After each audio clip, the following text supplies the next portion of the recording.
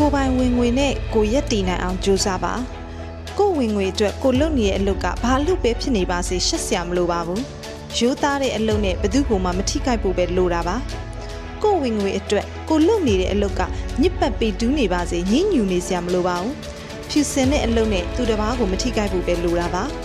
ကိုရဲ့ဝင်ငွေနည်းသည်ဖြစ်စေများသည်ဖြစ်စေကိုမှဝင်ငွေရှိတဲ့အခါကိုကိုပိုပြီးယုံကြည်မှုရှိလာစေပါတယ်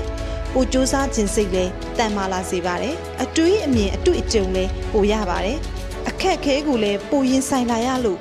ပိုပြီးရင့်ကျက်လာစေပါတယ်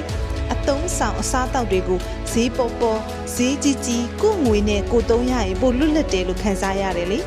ကိုလည်းပိုပြီးစိတ်ကျေနပ်မှုရစေပါတယ်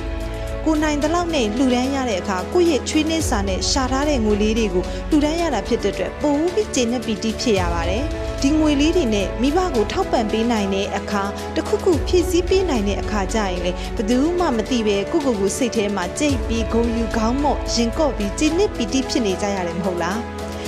အများကြီးမှမဟုတ်ပါဘူးကိုယ့်ရဲ့ချွေးနှဲစာနဲ့ရှာထားတဲ့ငွေတွေကဘလောက်ပဲဖြစ်နေပါစေကိုယ်တိုင်ရှာထားတဲ့ငွေဖြစ်တဲ့အတွက်တန်မိုးရှိလာတယ်မဟုတ်လား